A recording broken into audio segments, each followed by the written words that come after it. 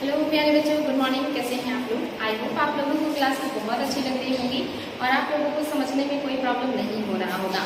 तो आज हम हुमायूं के बारे में पढ़ेंगे। हमने कल भी हुमायूं के बारे में पढ़ा था और उनके बारे में बहुत सारी चीजें देखी थी। आज हम देखेंगे कि भारत में हुमायूं का शेरशाह से संघर्ष, उनका भारत से निर्वासन और भारत में पुनर्वापसी और वापसी के बाद उनका जो देहांत हुआ है, कैसे हुआ है, ये सारी चीजें देखेंगे। तो चलिए बच्चों, शुरुआत करते हैं। हुमायूं का बहादुर शाह से संघर्ष 1535 से लेकर के 1535-36, यानी कि जो बहादुर शाह है इनसे संघर्ष हुआ था 1535-36 में। जो बहादुर शाह है ये गुजरात के शासक थे और इनके पास एक विशाल सेना थी और वो तोपों से भी सुसज्जित थी और ये बार बार जो है कोशिश कर रहे थे कि जो राजस्थान का क्षेत्र है, जो मालवा का क्षेत्र है, इन क्षेत्रों को विजित करके ये अपने साम्राज्य में मिला ले। और इनका जो क्षेत्र विस्तार था वो बढ़ता जा रहा था, जिसको कंट्रोल करने के लिए जो हुमायूं है वो इनसे संघर्ष करते हैं और संघर्ष में जो बहादुर शाह है ये हार जाते हैं और हारने के बाद ये गुजरात से जो है पलायन कर जाते हैं मुंबई की तरफ। हुमायूं गुजरात पर अधिकार कर लेते हैं और जो मालवा का क्षेत्र है इस पर भी अधिकार कर लेते हैं और वहां के जो शासक हैं वो बना देते हैं अपने भाई को और उसके बाद वहां से आगरा लौट आते हैं। लेकिन जो बहादुर शाह है ये पुर्तगालियों की और दूसरे लोगों की मदद से फिर से जो है गुजरात को और मालवा को हासिल कर लेते हैं और वहां से उनके भाई को भगा देते हैं। यानी कि ये अस्थायी विजय जो है सिद्ध नहीं हुआ था हुमायूं का।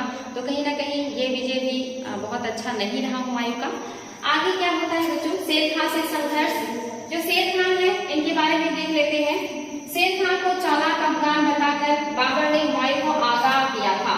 चूंकि हुमायूं बहादुर शाह के साथ व्यस्त था, उस समय शेर खां ने अपनी शक्ति बिहार और बंगाल तक बढ़ा ली थी। बंगाल का शासक नुसरत शाह उसे रोकने में असमर्थ था। यानी कि जो शेरशाह सूरी है इनके जीवन में बहुत संघर्ष है। हम इनको भी बहुत अच्छे से पढ़ेंगे कि कैसे इन्होंने इतना ज्यादा ज्ञान अर्जित किया और कैसे आगे चल करके एक बड़े साम्राज्य की स्थापना करते हैं।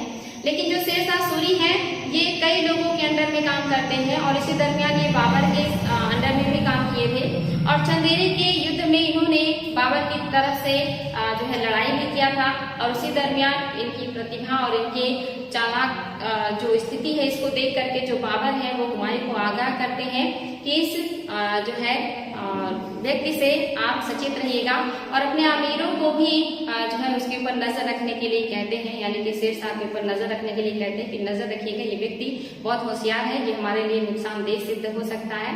क्योंकि जो बाबर है ये बहुत पारखी नजर के थे, इन्होंने समझ लिया था कि जो शेरशाह है ये हमारे लिए प्रॉब्लम क्रिएट कर सकता है, ये व्यक्ति आगे चल करके जो है हमारे लिए परेशानी खड़ा कर सकता है।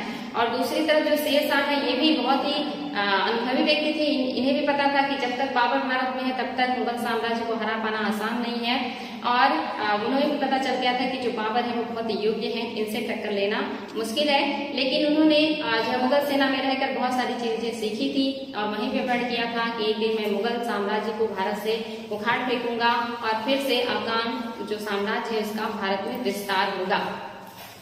जब हुमायूं जो है गुजरात के शासक से युद्ध कर रहे थे जिनका नाम बहादुर शाह था, उसी दरमियान जो शेरशाह है इन्हें मौका मिल जाता है, ये बिहार पश्चिम बंगाल के क्षेत्रों पर अधिकार कर लेते हैं और अपनी शक्ति विस्तार करना शुरू कर देते हैं। यानी कि जब भी उन्हें मौका मिलता है, जहां भी मौका मिलता है वो अपना शक्ति विस्तार करते रहते हैं। बहुत ही कूटनीतिक और बहुत चालाक व्यक्ति हैं। दूसरी तरफ हुमायूं जो है वो गुजरात में उलझे हुए हैं और बड़ी मुश्किल से उन्होंने गुजरात को जीता, मालवा को जीता, लेकिन वो भी उनका जो जीत है वो अस्थायी सिद्ध नहीं हुआ। उनके वहां से आने के कुछ समय बाद बहादुर शाह वापस गुजरात पर अधिकार कर लेते हैं। आगे क्या होता है?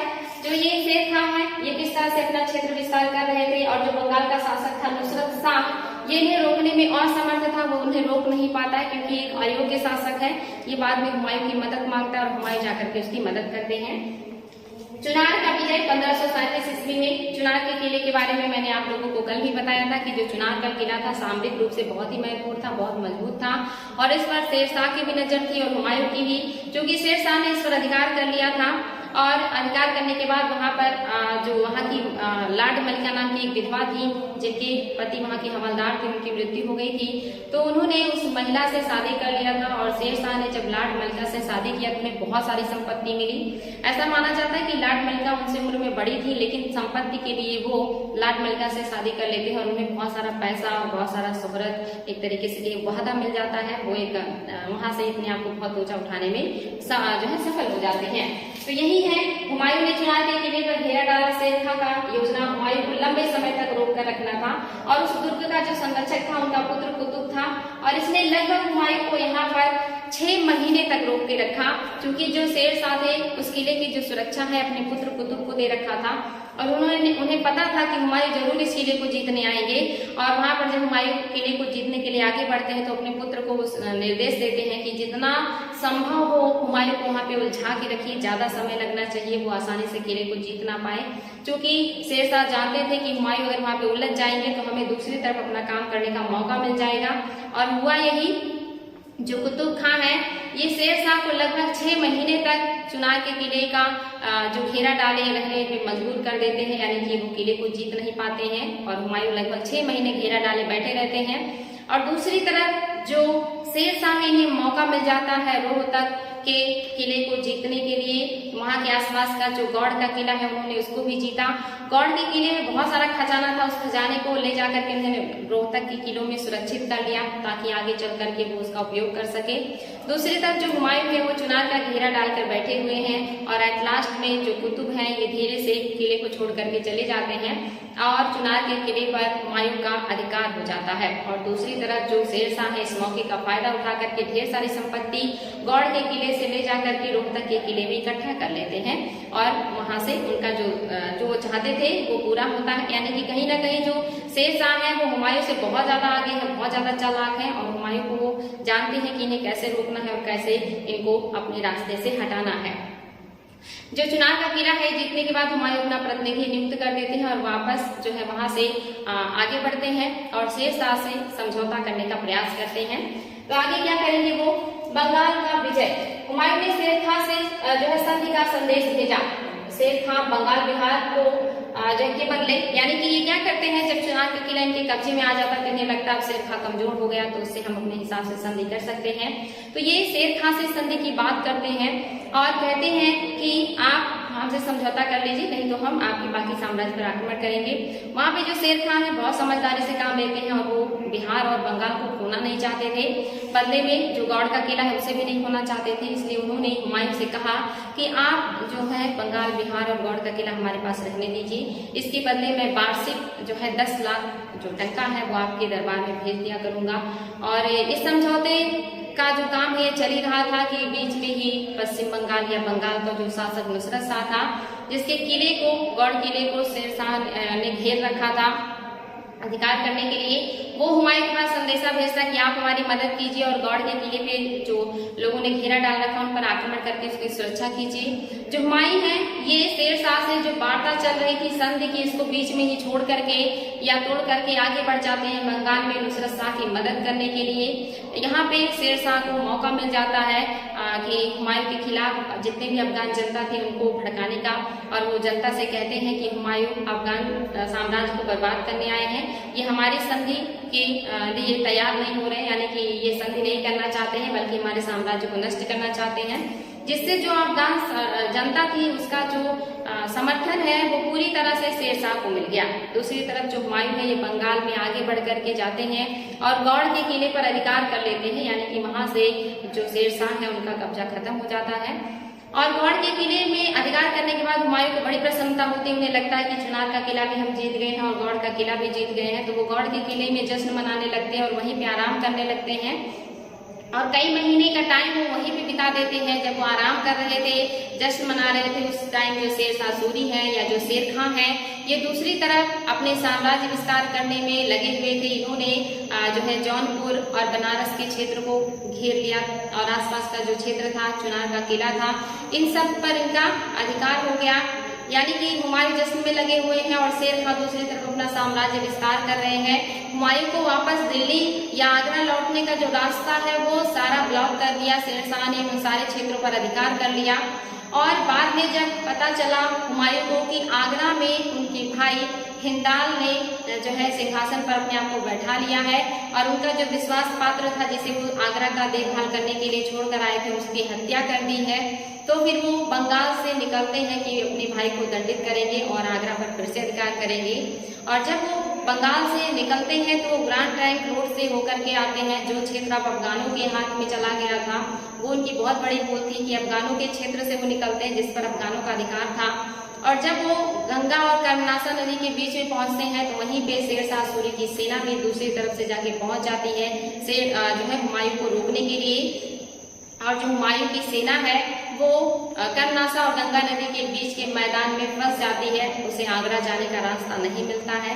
और यहाँ पर जो शेरशाह है वो हुमायूं को लगभग 3 महीने तक रोक करके रखते हैं, क्योंकि शेरशाह का चाल था कि हुमायूं को जितना समय वो रोक करके रखें, क्योंकि जून के बाद से बारिश शुरू हो जाती है और जब बारिश शुरू होता है तो जो मैदान था इन दोनों नदियों के बीच का ये बहुत निचला इलाका था, यहाँ पे तुरंत बाढ़ आना शुरू हो जाता है। और जो शेरशाह था वो जानता था कि जैसे ही जून लगेगा बारिश शुरू हो जाएगा और नदियों में बाढ़ आएगा और जो मुगल सेना है वो इसी पानी में कहीं न कहीं डिस्टर्ब हो जाएगी या बर्बाद हो जाएगी। उसकी इस चाल को हुमायूं नहीं समझ सके और लगभग 3 महीने तक जो शेर खां है वो शांति वार्ता के नाम पर हुमायूं को फंसा के रखते हैं, वहां से निकलने नहीं देते हैं। और जैसे ही जून का महीना लगता है बारिश शुरू होती है, वैसे ही कर्मनासा नदी में बाढ़ आ जाता है और गंगा और कर्मनासा नदी के बीच का जो एरिया था यहाँ पे पानी भरना शुरू हो जाता है। जो मुगल सेना थी उनकी जो तोपें थी, उनके जो हथियार थे वो बर्बाद हो जाते हैं पानी में और उनके जो तंबू थे जिसमें वो रहते थे, उनके जो शिविर थे उस सब में पानी भरने लगता है, जिसकी वजह से जो सेना है वो दिक्कत में आ जाती है। और शेरशाह को इसी घड़ी का इंतजार था कि कब हुमायूं की सारी चीजें बर्बाद हो, कमजोर हो और हम आक्रमण करें, क्योंकि हुमायूं के पास हमेशा से बड़ी सेना थी और शेर खां उनसे सीधी टक्कर लेना नहीं चाहते थे। इसीलिए वो बार बार समझौता करके बाहर निकल जाना चाहते थे। लेकिन इस बार जो मुगल सेना है उसके तोपे उसकी सारी चीजें जब बर्बाद हो गई और जो सेना है वो तितर बितर होने लगी, उसे दिक्कत होने लगी, तो शेर खां को मौका मिला कि अब सीधे जो है हुमायूं से टक्कर लिया जा सकता है। और यहाँ पर जो है आप देखेंगे कि बंगाल विजय के बाद जब वो वापस लौटते हैं तो उन्हें किस तरह से प्रॉब्लम होता है। उसी दरमियान जो जब बंगाल के थे तो बनारस, कड़ा, संभल, कन्नौज आदि पर अधिकार कर लिया था शेरशाह ने और चुनार और जौनपुर को घेर लिया था। इस तरह से जो हुमायूं का मार्ग था वो अवरुद्ध कर दिया था शेरशाह ने। और 1529 में जो है जब वो आगरा के लिए निकलते हैं, जब हिंदाल उनके जो विश्वास पात्र शेख बहलोद थे उनकी हत्या करके आगरा की राजगद्दी पर अधिकार कर लेते हैं, तो हुमायूं चौसा के मैदान में पहुंचते हैं जो कर्मनासा और गंगा नदी के बीच में है और यहीं पे वो घिर जाते हैं, आगरा नहीं जा पाते। और यहीं पर क्या होता है इनके साथ ये दुर्घटना होती है कि नदियों में बाढ़ आ जाता है और बाढ़ आने की वजह से जो सेना है, जो इनके हथियार है, ये तितर बितर हो जाते हैं।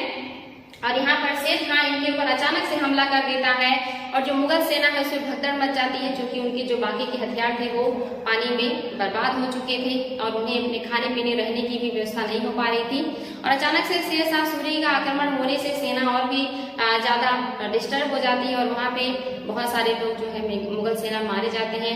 यहाँ तक कि जो हुमायूं है ये लड़ने का पूरा प्रयास करते हैं, लड़ते भी हैं, लेकिन बाद में जो है उन्हें अपनी जान बचाने के लिए घोड़े सहित नदी में कूद जाना पड़ता है।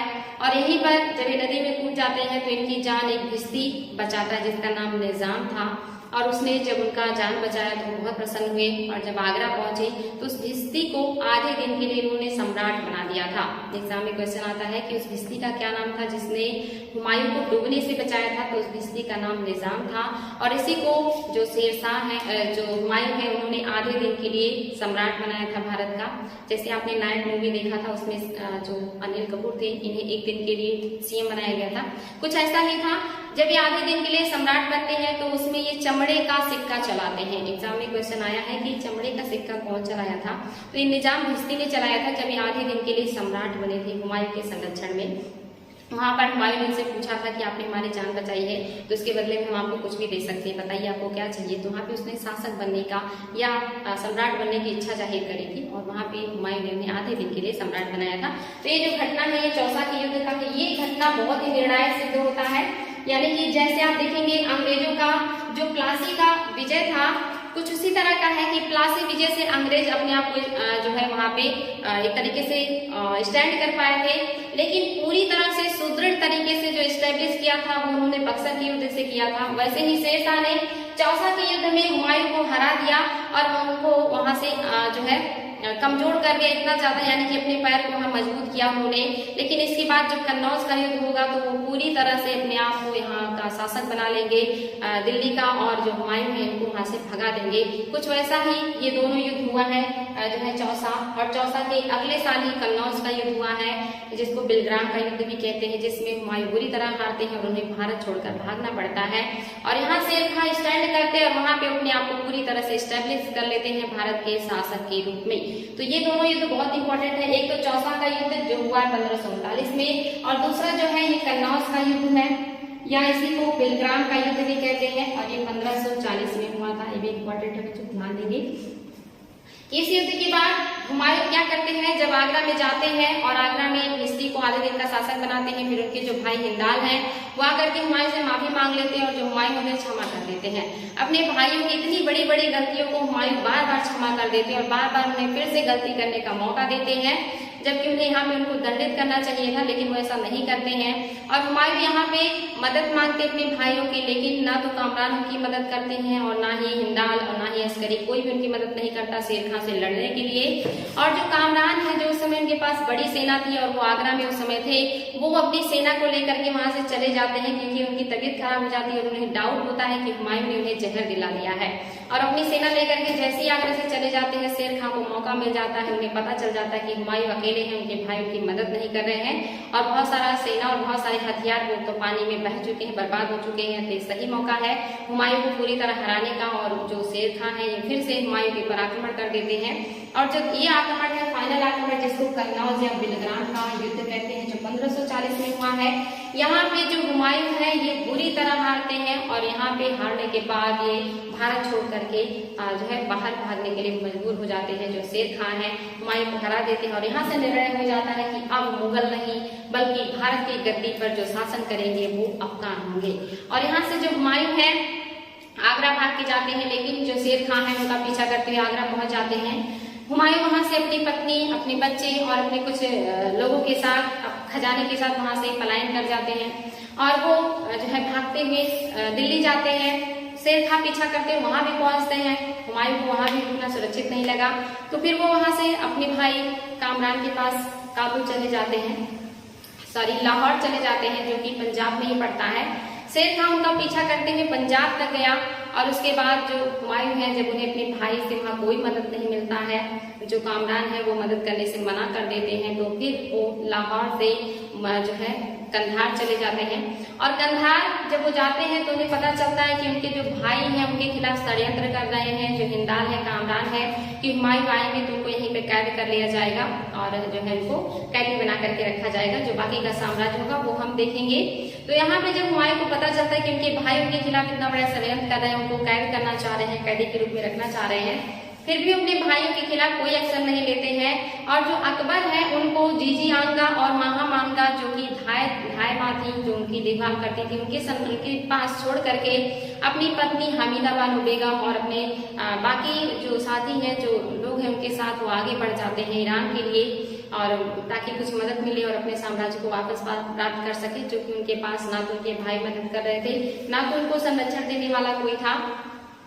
तो वहां से वो चाहते हैं कि वो ईरान जाए, लेकिन उसके पहले वो एक और बार कोशिश करते हैं कि भारत का कोई शासक उनकी मदद करे, क्योंकि भारत के 2 शासकों ने उन्हें प्रॉमिस किया था कि जब भी जरूरत होगी वो मदद करेंगे। एक तो जोधपुर के शासक मालदेव थे और दूसरे जो थे ये राजकोट के शासक थे। और यहाँ पे जब वो जाते हैं, अभी जो है अकबर का जन्म नहीं हुआ है, यानी कि वो निर्वासन का काल चल रहा है, और वो जाते हैं और जब वो हिंदाल के यहाँ जाते हैं कंधार में, तो वहीं पर जो हिंदाल के गुरु है जिनका नाम अकबर था, शेख अकबर, उन्हीं की पुत्री से शादी करते जिनका नाम हमीदा बानो बेगम था। यानी कि अभी हुमायूं की शादी नहीं हुई थी हमीदा बानो बेगम से। निर्वासन का काल चल रहा था जब वो पंजाब से जो है लाहौर जाते हैं, लाहौर से जब वो जो है कंधार जाते हैं, और वहां पर जो हिंदाल है उन्हीं के गुरु की जो पुत्री थी हमीदा बानो बेगम, उनसे शादी कर लेते हैं। शादी करने के बाद ये वापस राजपूतों की मदद लेने आते हैं और जो राजपूत है इसमें ये सबसे पहले जोधपुर के शासक के पास जाते हैं हेल्प के लिए, और जिसने मदद किया जो है मदद का प्रॉमिस किया था कि जब आपको जरूरत पड़ेगी तो मैं आपको 20,000 सेना दूंगा। लेकिन जब उसे पता चलता है कि हुमायूं मदद के लिए आ रहे हैं तो वो हुमायूं के खिलाफ षड्यंत्र करना शुरू कर देता है, उल्टा उनको जो है मारने की साजिश करने लगता है। हुमायूं की चीज पता चल जाती है तो फिर वो वहां ना जाकर के राजकोट के शासक के यहाँ चले जाते हैं, और ये टाइम कई सालों का बीत जाता है जब हुमायूं इधर उधर मदद की जो है आस में दौड़ते रहते हैं अपने भाइयों के पास, एक जगह से दूसरी जगह सारे भाइयों से कोशिश कर लेते हैं और कोई मदद नहीं मिलती। फिर जो जो राजस्थान के शासक हैं राजकोट के, ये भी मदद नहीं करते हैं तो वो जाते हैं जोधपुर के शासक के यहाँ जाते हैं, जो मदद नहीं करते हैं फिर वो राजकोट के शासक के यहाँ जाते हैं। ये चीज याद रखेंगे बच्चों, मैं फिर से बता दे रही हूँ, आप लोग बिल्कुल भी कंफ्यूज नहीं होंगे। पहले वो आगरा जाते हैं, आगरा, और आगरा से वो दिल्ली जाते हैं, दिल्ली से वो लाहौर जाते हैं, लाहौर। उन्हें आगरा में भी शरण नहीं लेने मिला क्योंकि वहां शेर खां पीछा करते हुए पहुंचे, वहां से वो दिल्ली पहुंचे लेकिन शेर खां वहां भी पहुंच गए। फिर वहां से वो पंजाब के लाहौर में जाते हैं जहां पे कामरान शासन कर रहे थे, लेकिन कामरान मदद करने से मना कर देते हैं और पंजाब तक शेर खां पीछा करते हुए चले जाते हैं। और वहां पर जाकर के उन्हें पता चलता है कि हुमायूं अब यहाँ से भी पलायन कर गए हैं, तो फिर वो वहां पे अपने लिए सुरक्षा घेरा तैयार करना शुरू करते हैं ताकि जो मुगल है वापस फिर से भारत में प्रवेश न कर पाए। जो हुमायूं है ये लाहौर में जब जाते कामरान से मिलते हैं और यहाँ से कोई मदद नहीं मिलता तो यहाँ से ये चले जाते हैं अपने भाई हिमदाल के पास, और जो हिमदाल के गुरु है उन्हीं के पुत्री से शादी कर लेते हैं। उनका नाम शेख अकबर था और उन्हीं के नाम पर फिर अकबर का नाम भी अकबर पड़ता है, तो अकबर के नाना का नाम अकबर था और उसी के नाम पे उनका नाम अकबर रखा जाता है। तो जो अकबर थे यानी कि शेख अकबर थे, उनकी जो पुत्री है जिनका नाम हमीदा बेगम है, उन्हीं से शादी हो जाता है, हमीदा से शादी हो जाता है।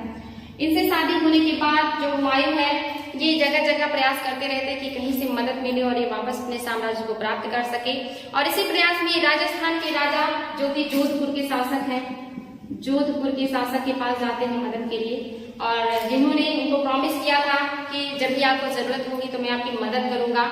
लेकिन जब वो जोधपुर जा ही रहे थे तो उन्हें पता चलता है कि जो जोधपुर का शासक है उनके खिलाफ षड्यंत्र कर रहा है और उनको मारने का प्रयास करेगा, तो वहां पे वो जोधपुर नहीं जाकर के राजकोट चले जाते हैं, राजकोट। और जो राजकोट के शासक है ये हुमायूं की मदद करते हैं, उनको संरक्षण देते हैं अपने यहाँ, और इन्हीं के राजमहल में हुमायूं का जन्म हुआ था, जो है अकबर का जन्म हुआ था। याद रखेंगे बच्चों, एग्जाम में आता है कि अकबर का जन्म कहाँ हुआ था, तो राजकोट में हुआ था। ये बार बार एग्जाम में क्वेश्चन आता है कि या जब विस्तृत आपको लिखना होगा तो वहाँ पे पूछेंगे कि अकबर इतनी ज्यादा दयालु या उदार कैसे हुए थे, तो कहा जाता है कि कहीं ना कहीं उनका जो जन्म है एक हिंदू राजमहल में हुआ था, उनका जो पालन पोषण है वो हिंदू राजमहल में हुआ था, तो उनके ऊपर हिंदू परंपराओं का और हिंदू जो रीति रिवाज है या जो संस्कार है उसका उनके पर असर था, क्योंकि इसी महल में उनका जन्म हुआ था राजकोट के, जो कि राजपूत महल था, और अकबर जो है उनका जो बचपन है उस टाइम यहाँ पे बीता था। यहाँ के शासक ने 20,000 सेना दिया हुमायूं को, और हुमायूं ने उन सैनिकों के साथ गख्खर पर आक्रमण किया। गख्खर ये सीमांत क्षेत्र था भारत का। गख्खर पर आक्रमण करते हैं, लेकिन जब वो गख्खर पर आक्रमण करते हैं तो वहां पे पता नहीं कैसे जो मुस्लिम और या जो मुगल सेना थी और जो राजपूत सेना थी उनके बीच एक तरीके से मतभेद हो जाता है, और जो राजपूत सेना है वो युद्ध नहीं करती है और उनका साथ छोड़ करके वापस लौट आती है, और यहाँ पे जो हुमायूं को मदद मिला था वो व्यर्थ चला जाता है और हुमायूं गख्खर पर अधिकार नहीं कर पाते हैं, और ऐसे में उनके पास अब कोई सेना नहीं है और वो अपना साम्राज्य कैसे प्राप्त करेंगे। तो यहाँ से हुमायूं क्या करेंगे, वापस जो है भारत से पलायन करेंगे और यहाँ से ये कंधार के लिए जाएंगे, कांधार के लिए जाएंगे। और जब ये कांधार के लिए जाते हैं तो वहां पे क्या होता है, इनके साथ इनकी पत्नी और इनका बेटा अकबर भी था जो भी बहुत ही छोटा था, और साथ में उनकी देखभाल करने वाली धाय थी। तो जब ये जो है कांधार के लिए जाते हैं तो इन्हें पता चलता है कि इनके जो भाई हैं इन्हें जो है कैद करने का साजिश कर रहे हैं, जिसमें हिंदाल और कामरान थे। लेकिन वो अपने भाइयों के खिलाफ कोई एक्शन नहीं लेते और वहां रुके बिना वो ईरान के लिए निकलना चाहते हैं। लेकिन अकबर चूंकि वे बहुत छोटे हैं और हुमायूं का कोई भी ठिकाना नहीं है, वो सोचते हैं मैं इतने छोटे से बच्चे को लेकर के कहाँ कहाँ भटकता रहूंगा, तो वो अपने बच्चे को, अकबर को, जो महामानगा है और जो जिंजी आनगा है, इन्हीं के संरक्षण में छोड़ करके कांधार में अपनी पत्नी हमीदा बानो बेगम और बाकी लोगों के साथ ईरान चले जाते हैं। और ईरान के शाह ने जब जो है सुना कि जो हुमायूं है उनकी मदद के लिए आ रहे हैं या उनसे मदद मांगने आ रहे हैं, तो वो उनका स्वागत करते हैं। और स्वागत करने के बाद वो कहते हैं कि हम आपका मदद करेंगे जरूर, लेकिन हमारी उसके लिए शर्त है। और शर्त उन्होंने ये रखा था कि आपको सिया संप्रदाय की जो सदस्यता है वो अपनाना पड़ेगा और उनकी भतीजी से जो है विवाह करना होगा। और इसके अलावा जो है उन्हें कंधार विजिट करके देना होगा, फिर वो हुमायूं की मदद करेंगे। हुमायूं चूंकि उनके पास कोई उस समय रास्ता नहीं था, वो सिया धर्म नहीं अपनाना चाहते थे, लेकिन उनके पास और कोई रास्ता नहीं था मदद के लिए, तो उन्होंने इस बात को एक्सेप्ट कर लिया। और कुछ समय के लिए शाह की मदद लेने के लिए हुमायूं ने सिया धर्म भी अपना लिया था। ऐसा ही इसके पहले आपने देखा था कि जो उनके दादा हैं या बाबा हैं, जो बाबर थे, सॉरी इनके जो पिता हैं बाबर, इन्होंने भी ऐसा किया था। मैंने आपको बताया था कि जब ईरान के शाह की मदद लिए थे वो समरकंद पर अधिकार करने के लिए, तो वहां पर भी जो ईरान का शाह है उसने भी बाबर को सिया धर्म अपनाने के लिए बात किया था। और वहां पे बाबर ने भी कुछ दिनों के लिए सिया धर्म अपनाया था और फिर जो ईरान का शाह उसने मदद किया था समरकंद पर अधिकार करने के लिए। लेकिन जैसे ही वो समरकंद से गया था, बाबर के हाथ से समरकंद फिर से चला गया था। सेम वही कंडीशन फिर उनके पुत्र के सामने आया है और ईरान के शाह से जब वो मदद मांगे गए तो उन्होंने ये 2-3 शर्तें रखी। एक तो सिया धर्म अपनाना, दूसरा उनकी भतीजी से विवाह करना, तीसरा कंधार जीत करके हुमायूं को देना। हुमायूं के पास कोई रास्ता नहीं था और उन्होंने मजबूरी में सारी चीजें जो है मानी। और मानने के बाद जो वहाँ के शासक हैं उन्होंने उनको एक अच्छी खासी सेना दी, जिससे अब हुमायूं जो है फिर से शक्तिशाली हुए और हुमायूं ने वापस अपना साम्राज्य प्राप्त करने के लिए सोचा कि कैसे तुम्हें प्राप्त करना है। और उन्हें अपना ये सफर अब कंधार से ही शुरू करना था, क्योंकि कंधार में उनके भाई थे जो उस किले को देख रहे थे और वापस उन्हें उस कंधार को जीत करके ईरान के शाह को देना था।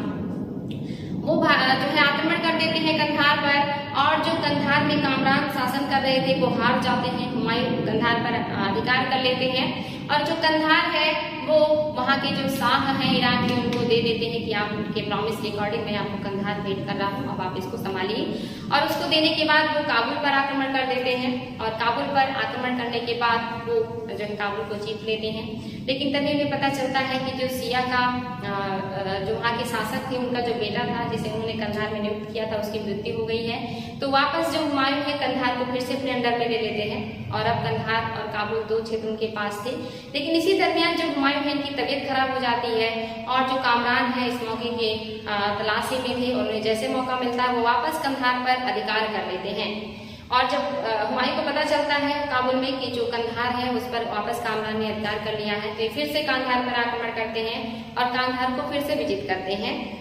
तो आप देखेंगे कि 2 बार हुमायूं को कंधार विजित करना पड़ा और ऐसा ही नहीं, उन्हें 4 बार कंधार के लिए युद्ध करना पड़ेगा। बार बार जो कामरान है वो कंधार पर अधिकार कर लेते हैं और बार बार हुमायूं उनको हराते रहते हैं।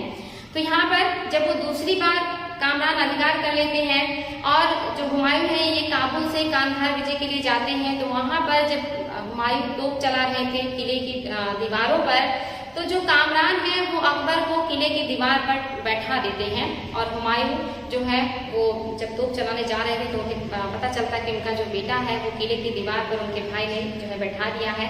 अकबर बहुत छोटे थे, महामानगा जो है वो अकबर को गोद में उठा लेती हैं और जो हुमायूं है वो तोप का जो मुख है वो दूसरी तरफ मोड़ देते हैं और अकबर जो है वो बच जाते हैं।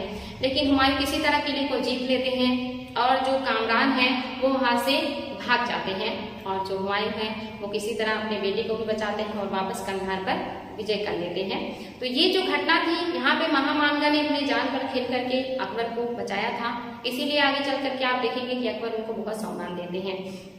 तो यहाँ पे वो दोबारा कंधार पर अधिकार कर लेते हैं और वहां से वो जो है काबुल और इसके अलावा वो बदख्शा पे आक्रमण करने के लिए आगे बढ़ते हैं। और जैसे ही वो बदख्शा पर आक्रमण करने के लिए आगे बढ़ते हैं वैसे ही जो कामरान है ये वापस उज़्बेकों की मदद से फिर से कांधार पर अधिकार कर लेते हैं और बदख्शा विजित करने के बाद हुमायूं फिर से वापस कांधार पर आक्रमण करेंगे और कांधार पर आक्रमण करके अपने भाई को हराएंगे। और इस बार हारने के बाद जो कामरान है ये भेष बदल करके जान बचा करके वहां से भाग जाते हैं और जो हुमायूं के पास अब कांधार, काबुल और बदख्शा का क्षेत्र आ गया था। जो हुमायूं है आगे बल्ख का विजय करना चाहते हैं और ये बल्ख का अभियान करते हैं और बल्ख के अभियान के दौरान फिर से एक बार जो कामरान है ये कांधार पर अधिकार कर लेते हैं और चौथी बार जो हुमायूं है वापस कामरान को हराते हैं और कामरान को अब कोई शरण देने वाला नहीं मिलता, क्योंकि जो बदख्शा है, जो बल्ख है, जो काबुल है, कांधार है, ये सारा क्षेत्र अब हुमायूं के हाथ में है। यानी कि भारत के उत्तर पश्चिम का जितना भी एरिया है वो अब हुमायूं के पास आ गया था।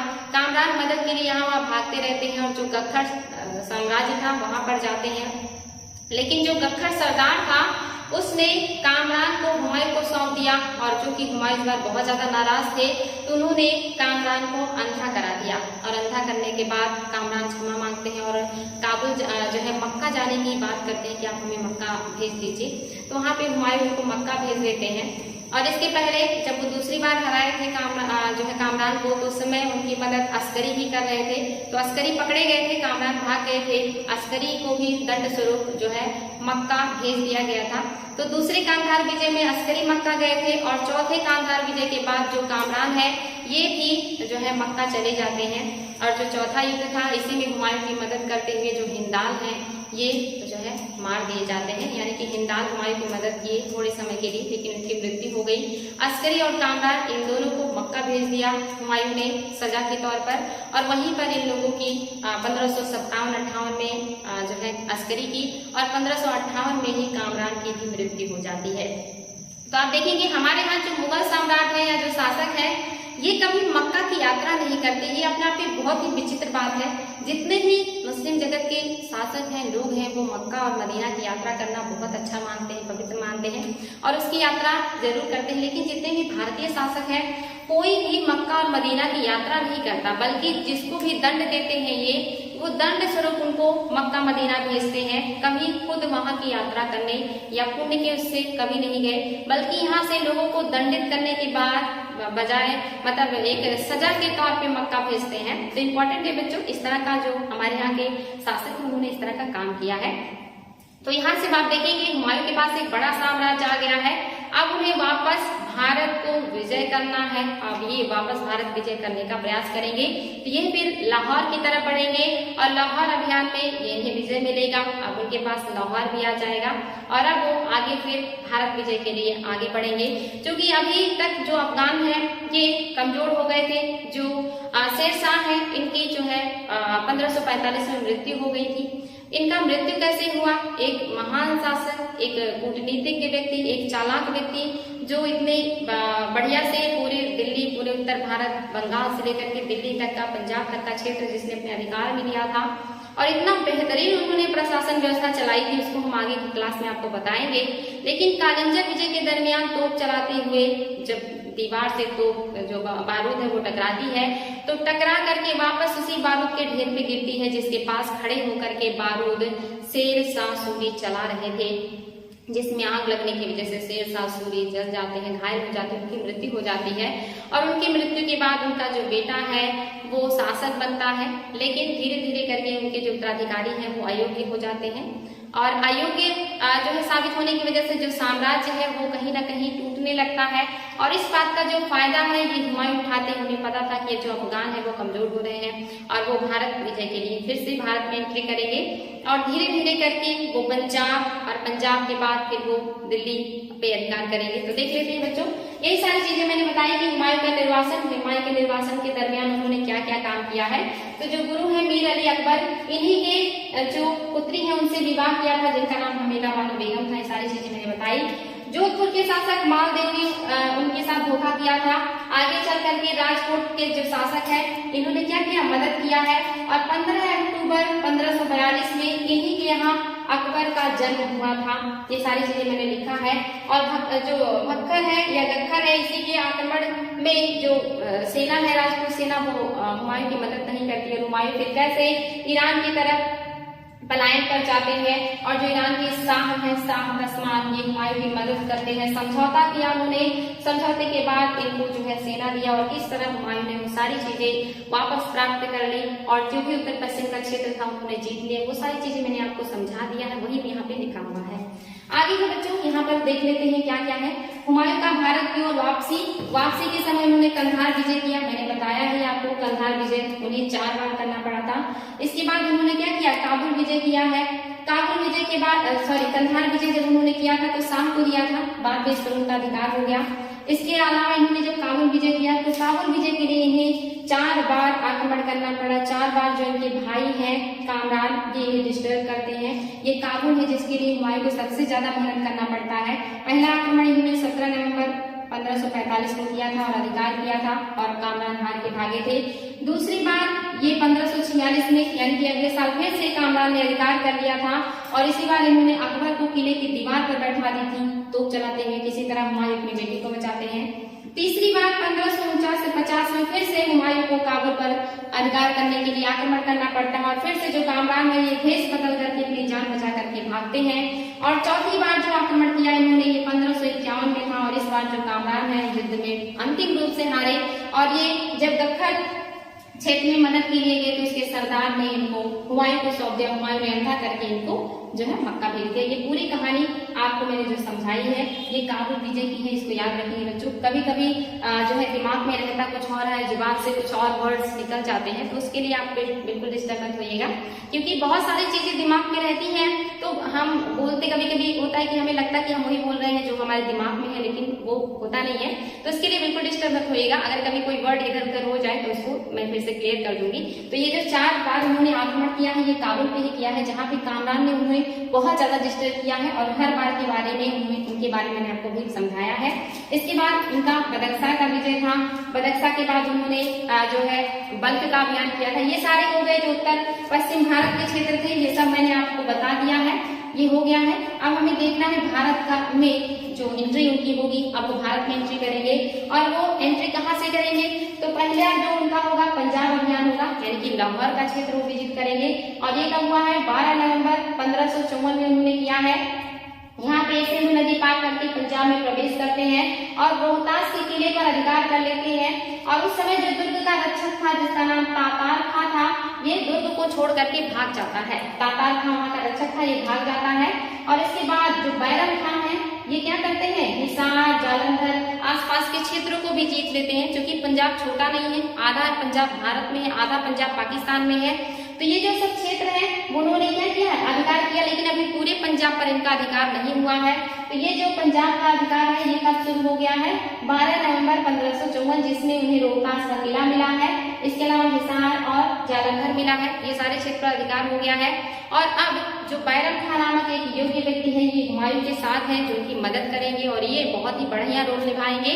आगे चल करके अकबर के काल में इनका बहुत ही बढ़िया जो है रोल होगा, वो भी बताएंगे आप लोगों को। इसके बाद हुमायूं कहाँ आक्रमण करेंगे, मछलीवाड़ा का युद्ध होगा। बच्चों क्रम जरूर ध्यान रखेंगे, मैं बार बार कहूंगी, जितने भी युद्ध हुए हैं उसको क्रम में आप लोग सजाना जाने। जो दूसरा युद्ध उन्होंने भारत में किया 15 मई 1555 में किया है। हुमायूं अफगानों के बीच हुआ, यानी कि यहाँ से जो तातार खां भागे थे, क्योंकि अफगानों के द्वारा उस दुर्ग की रक्षा के लिए नियुक्त किए गए थे। जो शेर खां थे इन्होंने बहुत सारे दुर्ग का निर्माण किया था, वहां की रक्षा के लिए, सुरक्षा के लिए बहुत सारे लोगों की नियुक्ति करी थी, क्योंकि उन्हें पता था कि मुगल वापस लौट सकते हैं और उनको रोकने के लिए वहां पर दुर्गों की और सैनिकों की बहुत ज्यादा जरूरत होगी। इसीलिए जो शेर खां इन्होंने सबसे ज्यादा जो सैनिक है ये पश्चिमोत्तर की सीमा पर तैनात किए थे, ताकि जो मुगल है वापस भारत में एंट्री ना कर पाए। और वहां पर बहुत अनुभवी लोगों को उन्होंने नियुक्त किया था, बहुत ही समझदार थे वो, लेकिन अचानक से उनकी मृत्यु होने की वजह से उनके जो उत्तराधिकारी हैं उतने योग्य सिद्ध नहीं हुए और उसे बहुत ज्यादा आगे नहीं ले जा सके। तो जो मछलीवाड़ा का युद्ध हुआ इसमें भी क्या है, जो तातार खां भागे थे वहां से किला छोड़ करके वो, और हैबर खां, ये सब लोग क्या करते हैं, मुगलों को रोकने के लिए जाते हैं, इनको भेजा जाता है, लेकिन मछलीवाड़ा नामक स्थान पर अफगान पराजित हो जाते हैं और संपूर्ण पंजाब, हिसार, फिरोजा, दिल्ली का कुछ सीमावर्ती क्षेत्र ये सब अब क्या हो गया, हुमायूं के पास आ गया। पहली बार जब उन्होंने आक्रमण किया पंजाब पर तो पंजाब के लगभग आधे हिस्से को उन्होंने अपने अधिकार में किया। तातार खां वहां से भाग गए, लेकिन दूसरी बार उन्होंने और भी लोगों के साथ मिलकर के, जिसमें हैबर खां भी थे, तातार खां भी थे, जो सेना का नेतृत्व कर रहे थे, फिर से हुमायूं को रोकने का प्रयास किए, लेकिन फिर से अफगान हारे और इस बार हुमायूं को और भी ज्यादा पूरा का पूरा पंजाब मिल गया। साथ ही जो दिल्ली से सटे हुए आसपास के एरिया थे उन सब पे अब हुमायूं का अधिकार हो गया है। अब उन्हें एक और युद्ध करना है और वो दिल्ली प्राप्त करना है। वो युद्ध कौन सा है? सरहिंद का युद्ध। ये कब हुआ है? 22 जून 1555 को हुआ है। सिकंदर सूर्य एक विशाल सेना के साथ, जो कि उस समय अफगान जो शासक था, आगे बढ़ा और सरहिंद के युद्ध में पराजित हुआ। साथ ही अफगानी जो सत्ता है वो समाप्त हो गई और 22 जुलाई 1555 को दिल्ली में पुनः मुगलों की स्थापना हो गया। यानी कि ये जो युद्ध है ये फाइनल कर देता है कि अब भारत में शासन कौन करेगा। फिर से जो अफगान है वो समाप्त हो गए सरहिंद के युद्ध से और मुगलों की स्थापना हो गई भारत में। यहाँ पे आपने देखा था कन्नौज के युद्ध से मुगल हटे थे और अफगान आए थे, लेकिन सरहिंद के युद्ध से अफगान हट गए और फिर से मुगल भारत पे स्थापित हो गए। अब यहाँ पे जो हुमायूं है ये बहुत सूझबूझ से काम लेंगे, क्योंकि इसके पहले इन्होंने जो गलतियां करी थी अब इन्होंने उससे सीखा और इन्होंने दिल्ली पर अधिकार करने के बाद पूरा का पूरा जो उत्तर भारत है और उत्तर पश्चिम का क्षेत्र है, इनके पास एक बड़ा साम्राज्य था। इनका कोई भाई नहीं था जो इन्हें डिस्टर्ब करे और ना ही इनका कोई इतना बड़ा शत्रु रह गया था जो इन्हें परेशान करे। तो एक बहुत बड़े साम्राज्य के अब ये शासक बन चुके हैं और इन्होंने इस साम्राज्य के अलग अलग क्षेत्रों में अलग अलग प्रशासकों को नियुक्त किया, वहां का कंट्रोल दिया, जो कि इसके पहले नहीं किए थे। तभी एक जगह वो विद्रोह को दबाते थे और दूसरी तरफ विद्रोह हो जाता था। एक जगह वो अधिकार करते थे तो दूसरा क्षेत्र उनके हाथ से चला जाता था।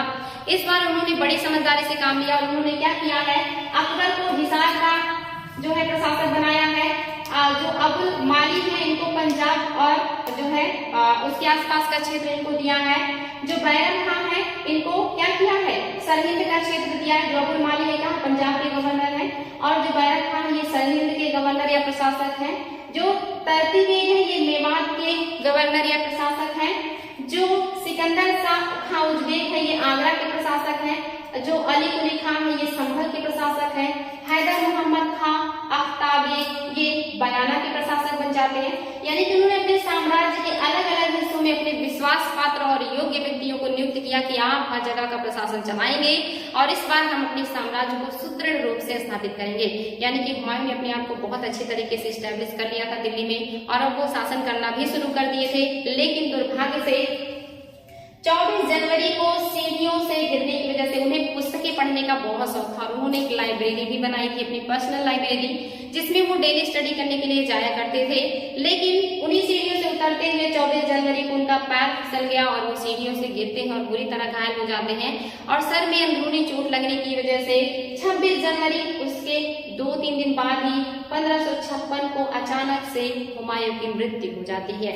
और ऐसा माना जाता है कि जब उनकी मृत्यु हुई तो क्योंकि ये इतनी अचानक घटना थी और जो आप देख रहे हैं अकबर ये हिसार में है और हिसार आप जानते हैं कि पंजाब के क्षेत्र में, हरियाणा के क्षेत्र में आता है। उस वक्त जो अकबर थे वो दिल्ली में मौजूद नहीं थे और ऐसे में कोई आक्रमण ना कर दे, अधिकार ना कर दे। जो हुमायूं है उन्हीं के जो है जैसे दिखने वाले व्यक्ति को हुमायूं के कपड़े पहना करके महल में घुमाया जाता था कि जब तक अकबर ना आ जाए तब तक लोगों को पता ना चले कि हुमायूं का डेथ हो गया है, उसको गुप्त रखा गया था। और ये सारी चीजें करने वाले जो है वो बैरम खां थे, ताकि जो हुमायूं है उन्हें जो है शासक बनाया जाए। और उस समय जो अकबर थे वो बहुत कम उम्र के थे, ऐसा माना जाता है कि 13 से 14 वर्ष के थे जब उनके पिता की मृत्यु हुई थी और इसके बाद जो अकबर का संघर्ष शुरू होगा।